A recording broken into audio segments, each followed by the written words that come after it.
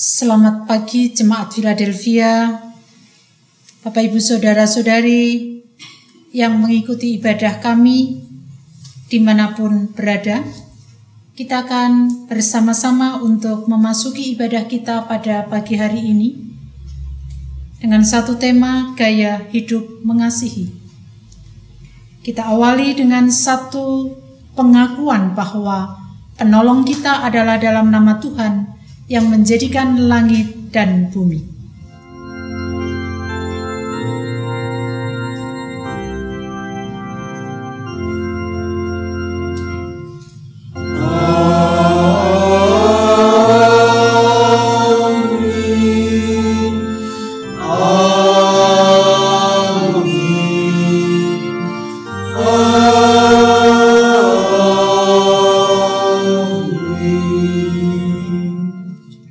Kasih karunia dan damai sejahtera dari Allah Bapa kita dan dari Tuhan Yesus Kristus menyertai saudara sekalian.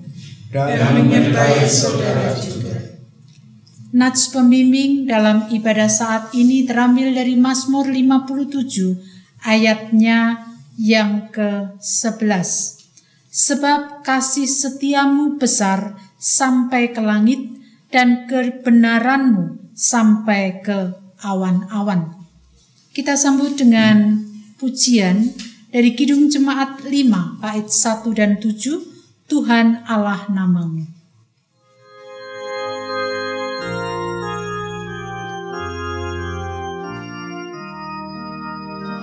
Tuhan Allah namamu, kau dipuji dan masyurkan, isi dunia sujud di hadapanmu ya Tuhan. Para surga menyembah di kau kali semesta.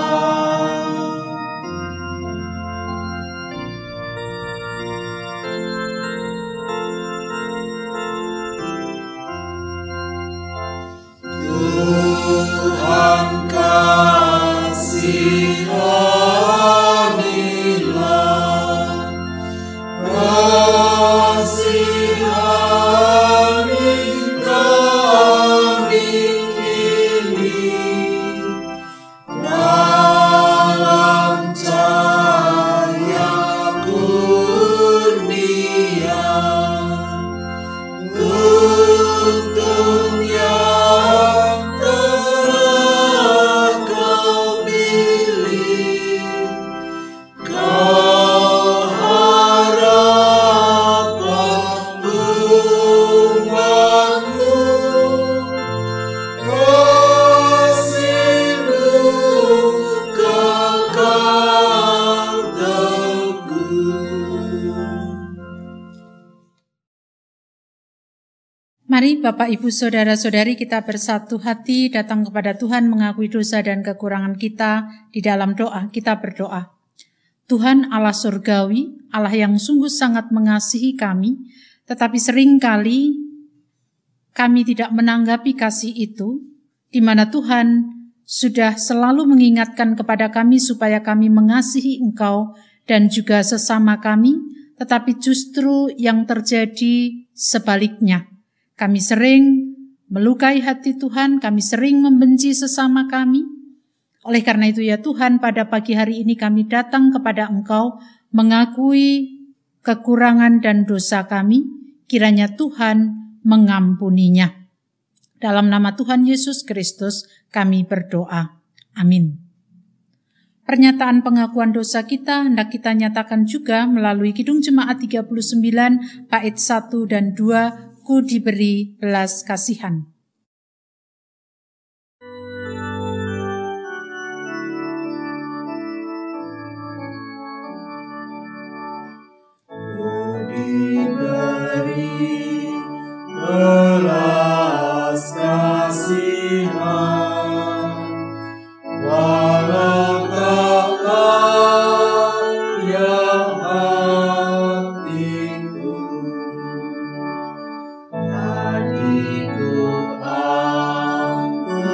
ini heran, Tuhan besarlah rahmat-Mu, hidung imanku bergema, rahmat-Mu sungguh mulia, hidung imanku bergema, rahmat-Mu sungguh mulia.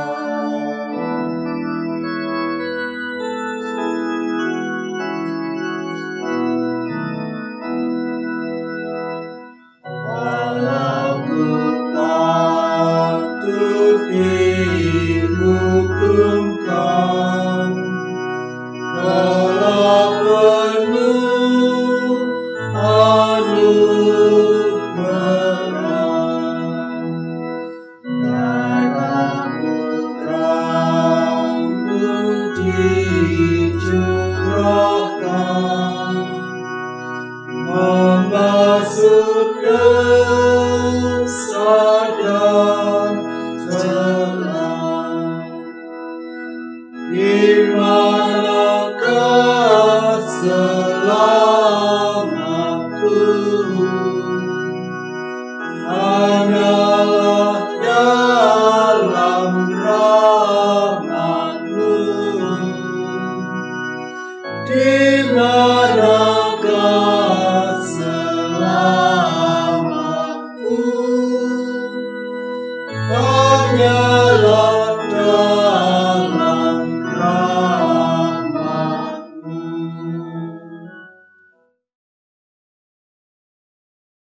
Tuhan menyatakan kasih-Nya kepada kita dengan memberi belas kasihan yang dinyatakan dalam berita anugerah terambil dari Yohanes pasal 15 ayat 13.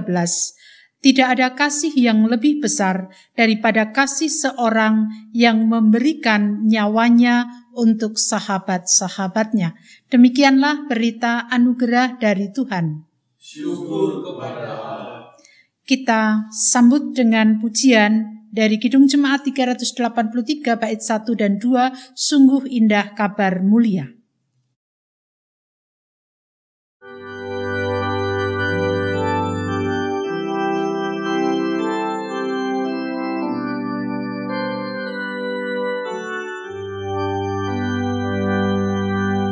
Sungguh indah kabar mulia, hai percayalah.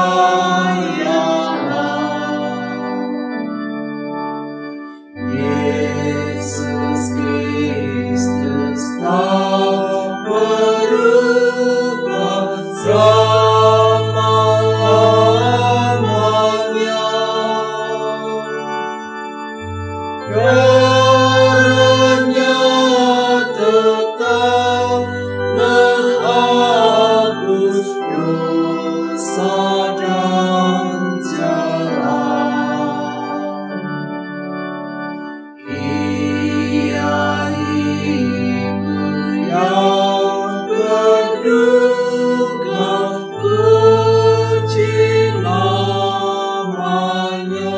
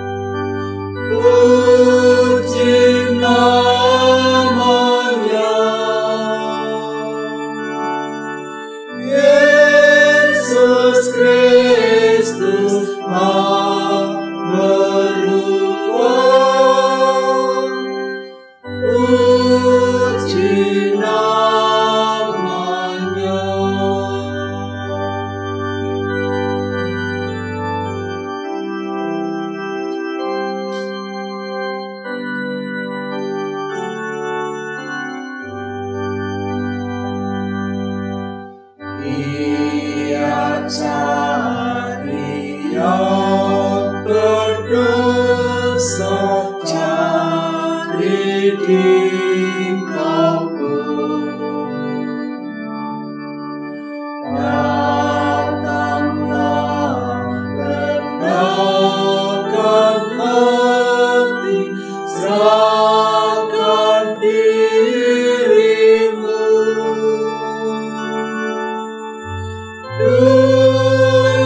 Kala Ia sambut orang bercela. Kini kau pun disambut, diampuninya. Baik kemarin, hari ini, selama-lamanya. Yesus Kristus tak berubah, puji namanya. Puji namanya. Puji namanya. Yesus Kristus tak berubah, puji namanya.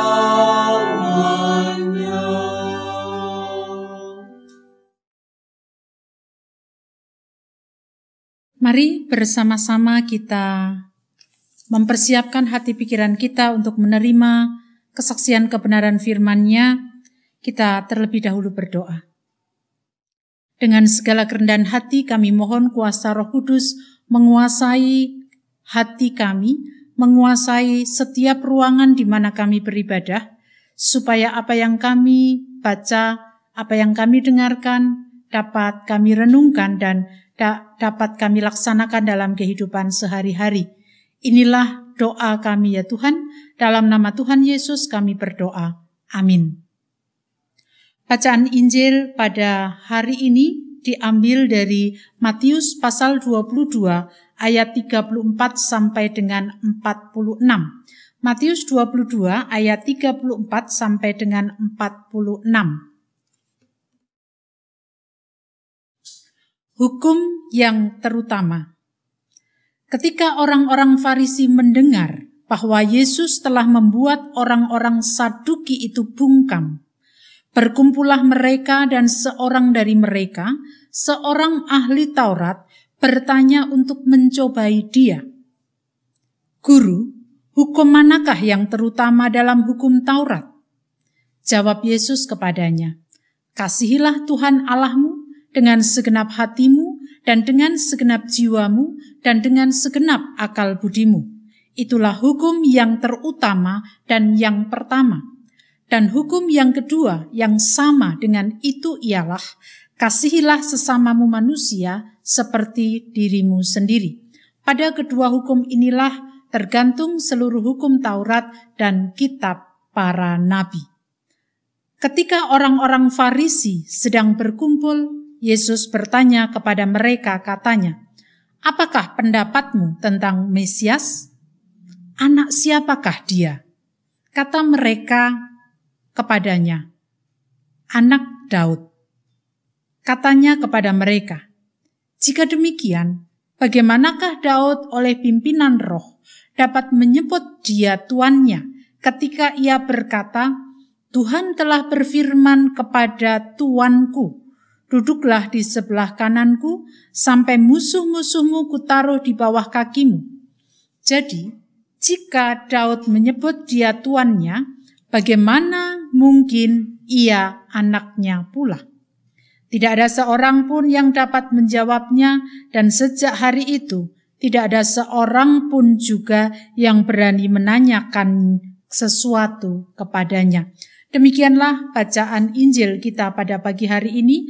Berbahagialah kita yang mendengarkan, merenungkan, bahkan melaksanakan dalam kehidupan sehari-hari. Haleluya. Haleluya. Haleluya.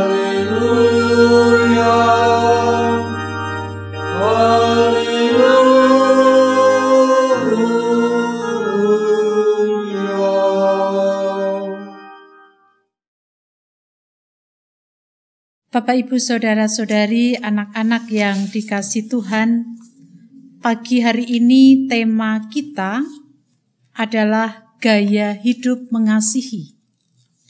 Melalui tema ini saya berharap bahwa mengasihi itu menjadi sebuah gaya hidup bagi setiap kita orang percaya. Mengasihi memang mudah, kata itu kita ucapkan. Tetapi ketika harus kita lakukan dalam kehidupan kita, maka itu tidaklah mudah. Satu contoh, ketika ada orang yang sudah menyakiti hati kita. Jangankan mengampuni. Untuk bisa mendoakannya saja itu tidak mudah. Artinya apa? Kalau demikian berarti ketika melalui bacaan ini ada sebuah harapan gaya hidup mengasihi itu menjadi sebuah gaya hidup kita. Itu berarti tidak mudah dan terus harus diperjuangkan. Meski tidak mudah, tetapi itu harus selalu kita upayakan karena mengasihi itu adalah hukum yang terutama. Sebagaimana bacaan kita pada pagi hari ini, dikatakan bahwa hukum yang terutama, judulnya saja sudah sangat jelas, hukum yang terutama. Dan dalam bacaan itu sangat jelas hukum yang terutama itu adalah kasih. Maka mau tidak mau, bisa tidak bisa, kita harus terus belajar untuk menjadikan mengasihi itu sebagai gaya hidup. Bapak, Ibu, Saudara-saudari yang dikasihi Tuhan, ketika kita kembali melihat bacaan kita pada saat ini, bacaan ini menceritakan tentang orang Farisi yang pada waktu itu bersukacita atau senang ketika mendengar orang Saduki bungkam terhadap apa yang disampaikan oleh Yesus tentang kebangkitan. Itulah contoh orang Farisi. Ketika ada orang lain mengalami sesuatu yang tidak menyenangkan, dia akan senang. Nah, ketika orang Farisi itu mendengar bahwa orang Saduki itu sudah bungkam terhadap pernyataan-pernyataan yang disampaikan oleh Yesus, maka orang Farisi datang kepada Yesus untuk kembali bertanya, dan pertanyaannya itu bukan sebuah pertanyaan yang tidak mereka ketahui, tetapi sebenarnya ingin mengetahui sampai sejauh mana kepandaian Yesus. Ingin mengetahui sampai sejauh mana kecerdasan Yesus dalam menjawab pertanyaan-pertanyaan mereka. Namun sebelum ke sana, mungkin kita bertanya-tanya siapa orang Saduki itu. Orang Saduki itu sebenarnya juga termasuk kelompok orang Yahudi. Hanya saja orang Saduki ini berlaku seperti aristokrat dalam masyarakat Yahudi pada waktu itu ketika mereka dijajah oleh Romawi. Mereka, orang Saduki ini menjadi perantara antara rakyat Yahudi dan gubernur Romawi. Padahal seharusnya sebagai orang Yahudi yang sejati mestinya ketika ada rakyatnya dijajah mestinya tidak mau. Tetapi oleh karena orang Saduki ini mendua, maka sebagai orang Yahudi yang seharusnya tidak mau menerima penguasa asing, tetapi di sisi yang lain karena mereka akhirnya menjadi aristokrat, maka mereka mau kemudian memiliki relasi yang pemerintahan Romawi yang sedang menjajah orang-orang Yahudi. Nah, di sisi lain, dalam hal keagamaan, orang Saduki pun juga lebih menyesuaikan diri dalam kehidupan orang-orang Yunani. Tetapi dalam hukum Taurat, mereka sangat memegang Taurat Musa. Jadi mendua. Dalam politik mendua, dalam agama mendua.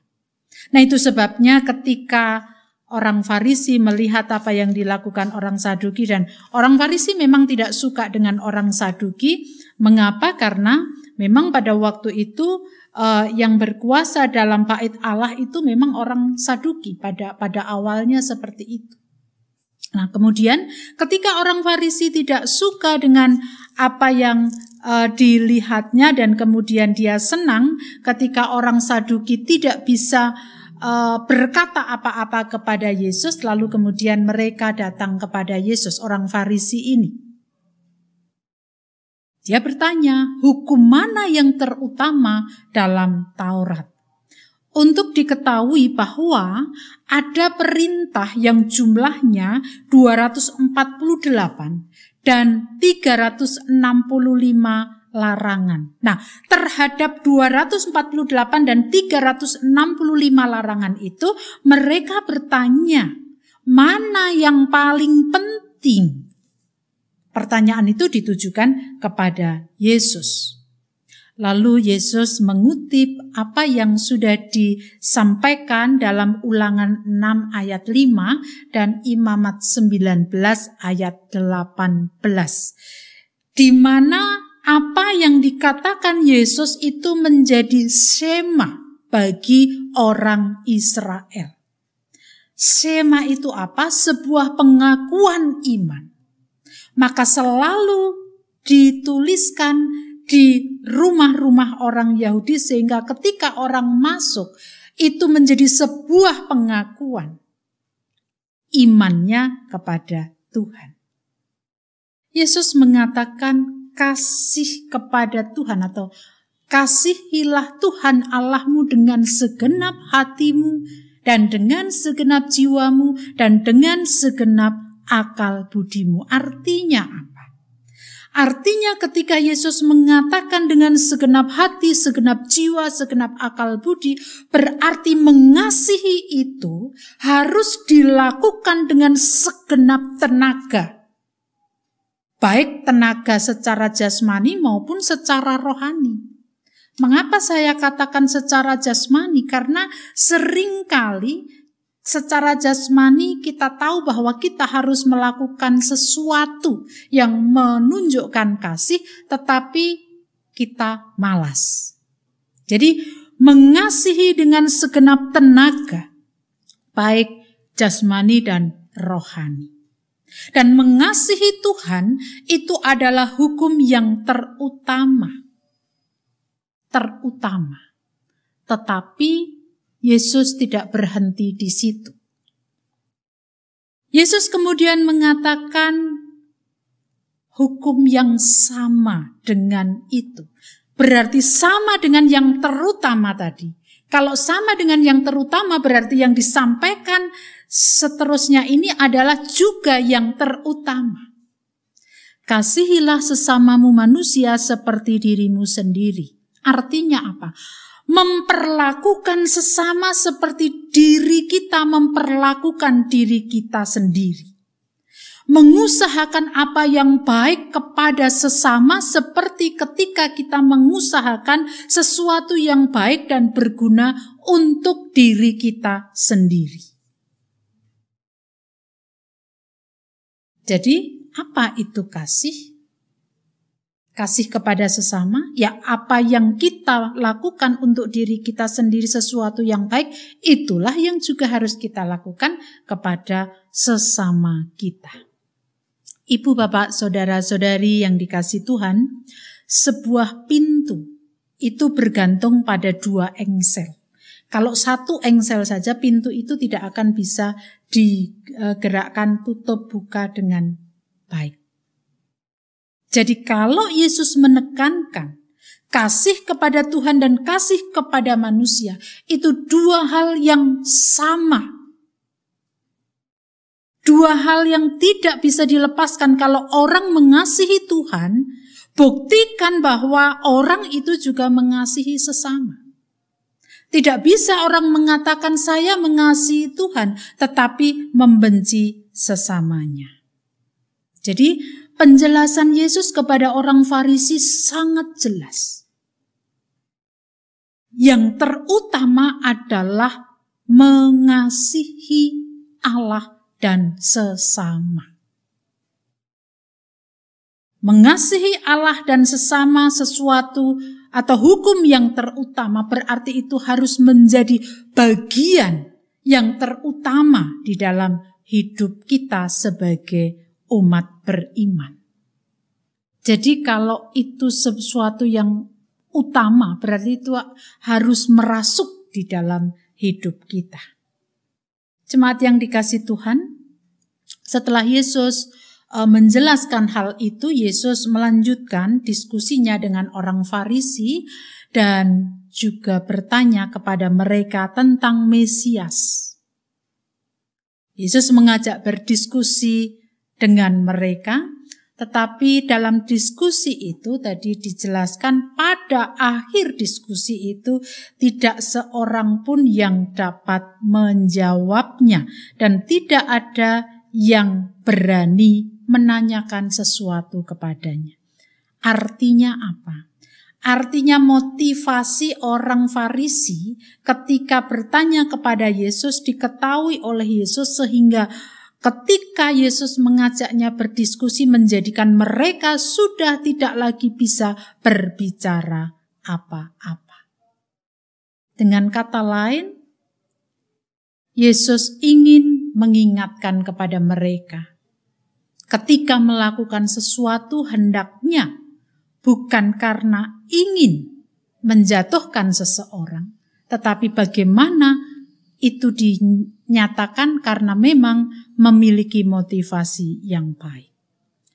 Melalui diskusi atau jawaban Yesus kepada orang Farisi, jelas kasih itu adalah yang terutama dalam kehidupan manusia.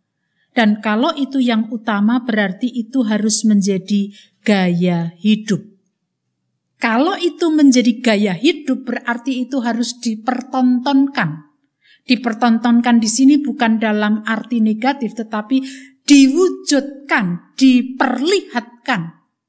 Bukan berarti kemudian kita sombong ini loh, bukan. Tetapi apa yang gaya hidup yang mengasihi itu harus dilanjutkan.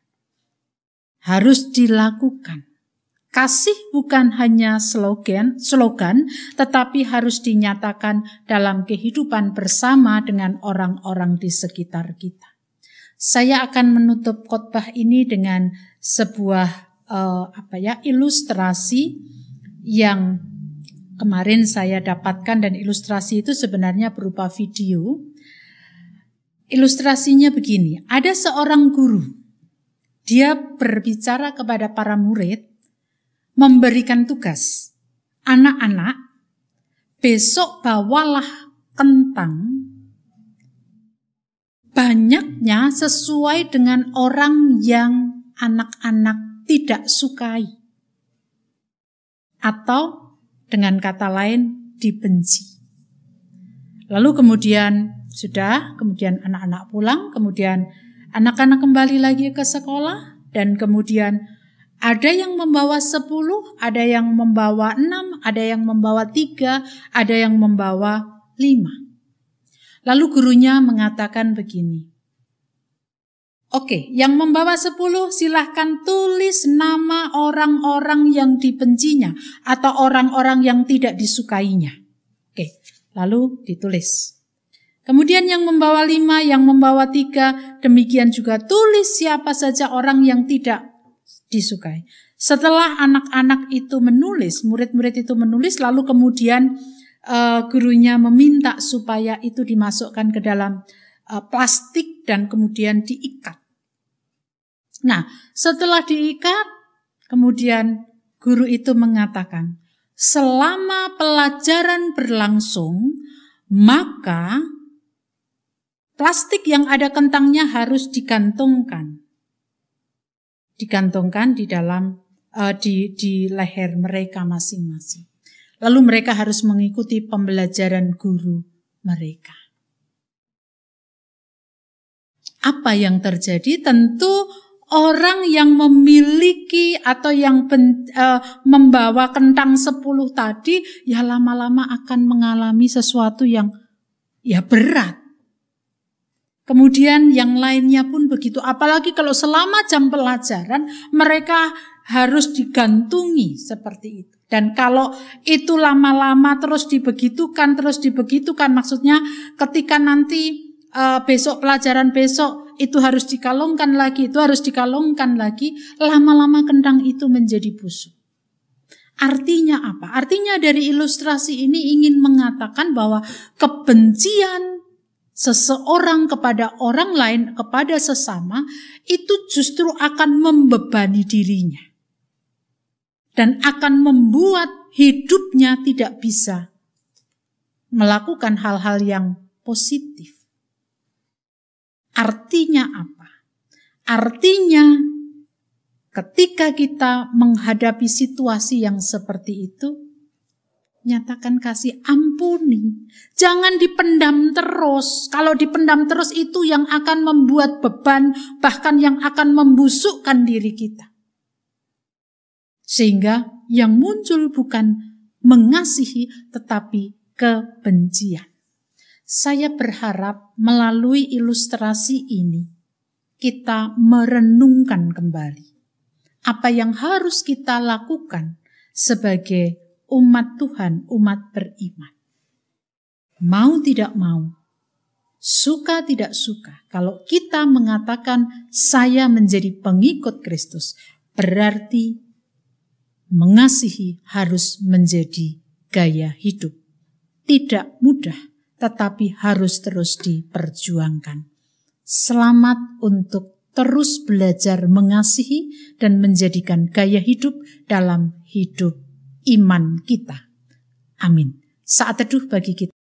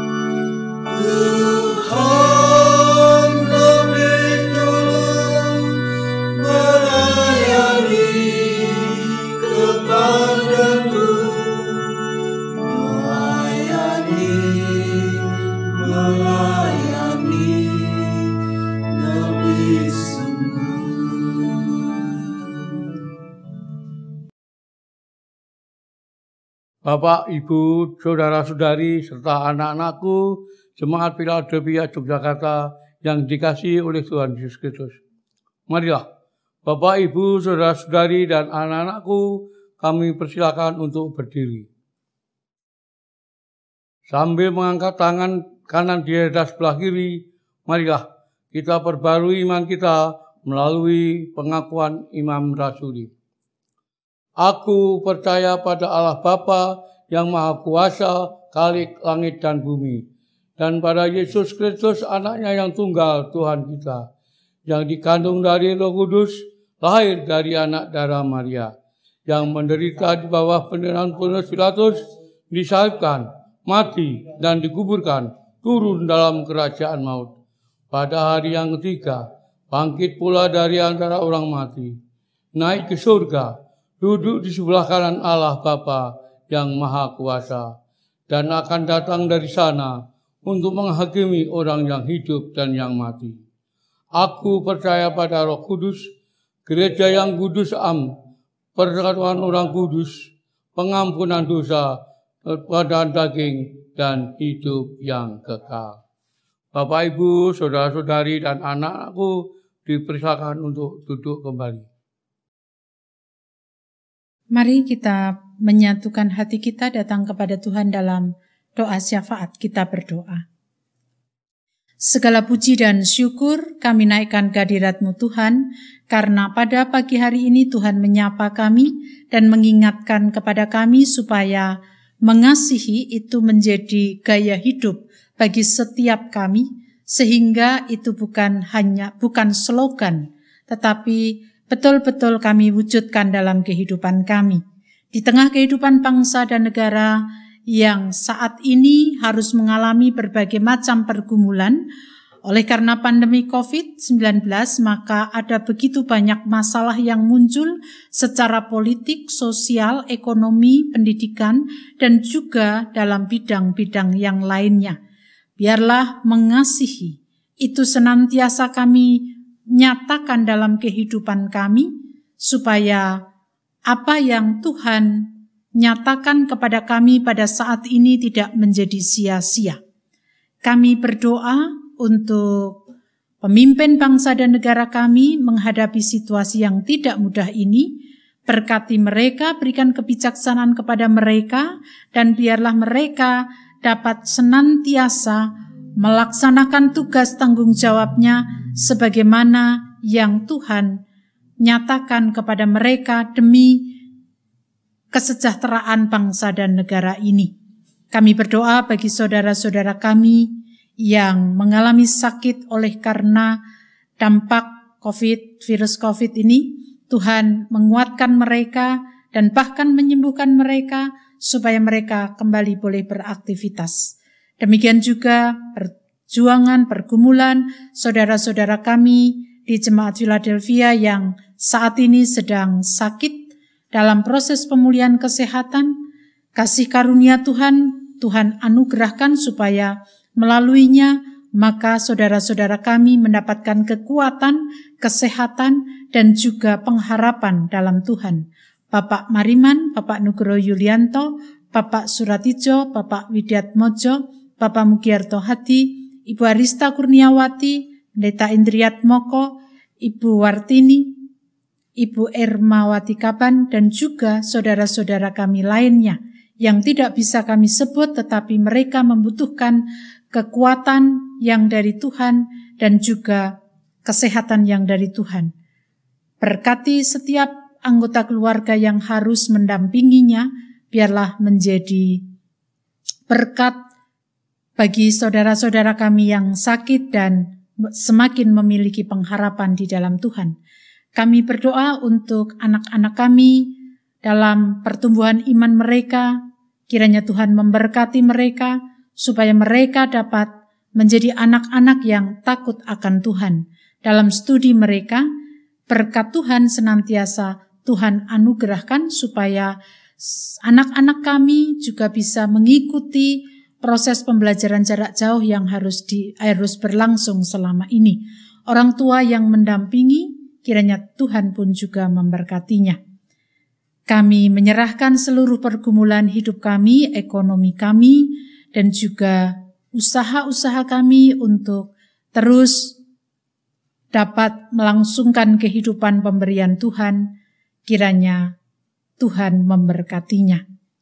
Inilah syafaat kami kepadamu ya Tuhan. Kesempurnaan atas doa ini kami serahkan di dalam nama Tuhan kami Yesus Kristus yang telah mengajarkan kepada kami doa Bapa kami.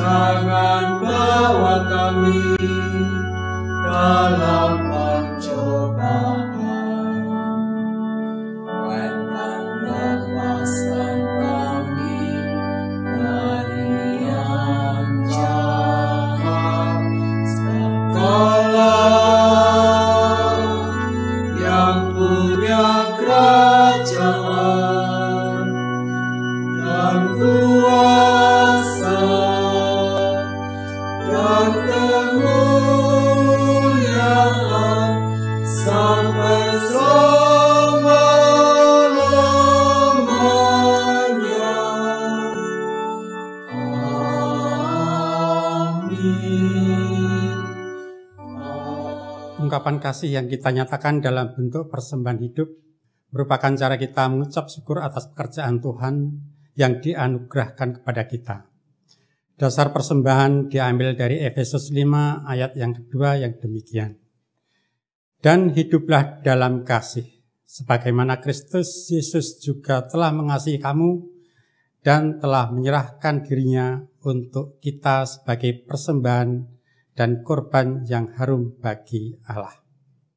Mari kita menyanyikan Kidung Jemaat 393 bait pertama dan 3. Tuhan betapa banyaknya.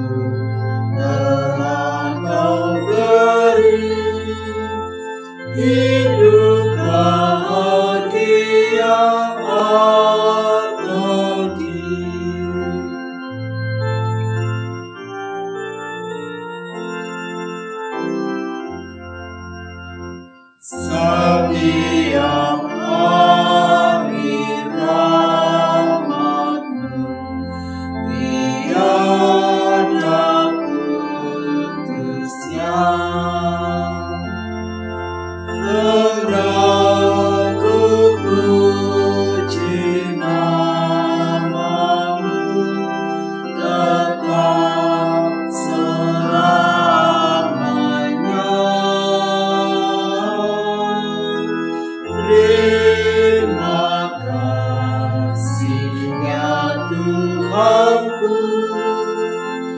atas keselamatanku.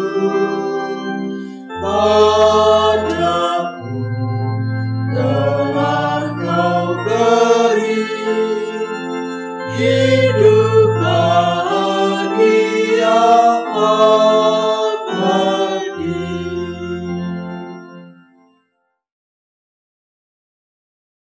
Marilah kita haturkan persembahan ini dalam doa. Tuhan Allah Bapa Surgawi, kembali kami datang ke hadirat-Mu dan kami bersyukur atas berkat dan pemeliharaan serta penyertaan Tuhan di dalam kehidupan kami semua. Sehingga kami bisa beraktivitas pada hari ini dan di waktu-waktu mendatang dengan baik. Terlebih-lebih, Tuhan juga masih memberi kesempatan kepada kami semua untuk berbakti, memuji, dan memuliakan nama Tuhan dalam ibadah pada saat ini yang sedang berlangsung.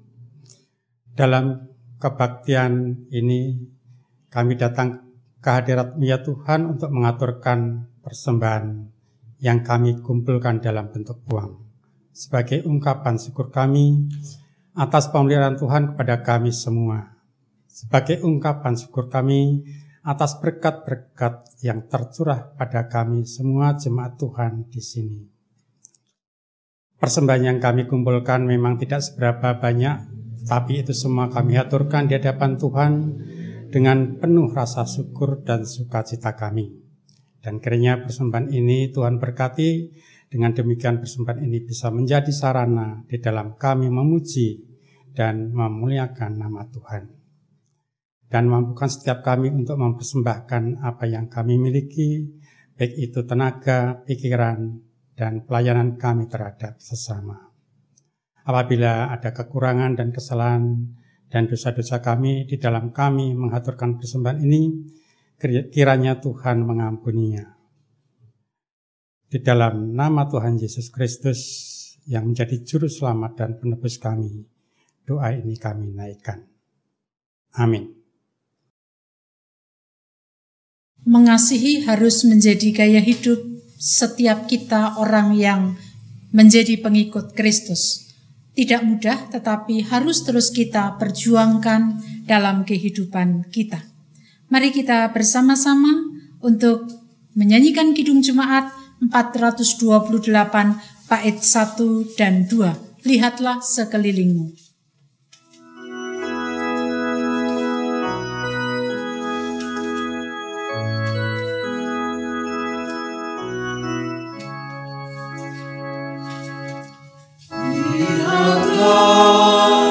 Menguning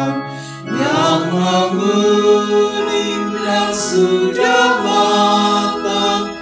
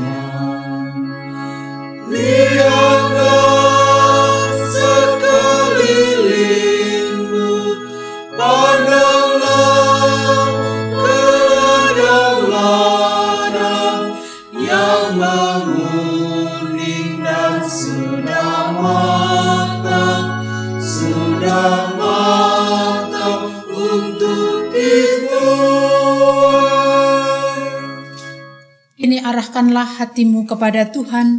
Kita akhiri ibadah di rumah kita masing-masing dengan sukacita. Lanjutkan hidupmu dan teruslah berkarya bagi Tuhan dalam kasih kepada Tuhan dan sesama. Terimalah berkat-Nya. Kasih karunia Tuhan Yesus Kristus dan kasih Allah Bapa serta persekutuan Roh Kudus menyertai saudara sekalian selama-lamanya.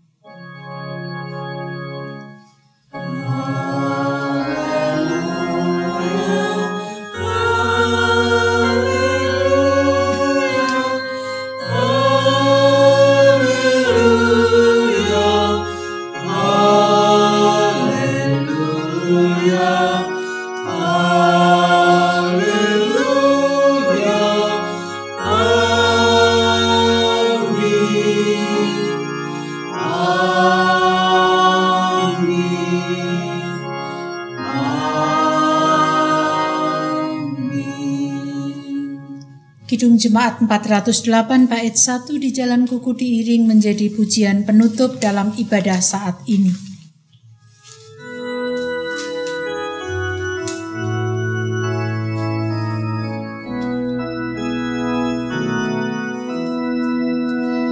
Di jalan Kuku diiring oleh Yesus Tuhanku. Apakah yang kurang lagi jika Dia panduku? Diberi damai surgawi, asal imanku teguh, suka duka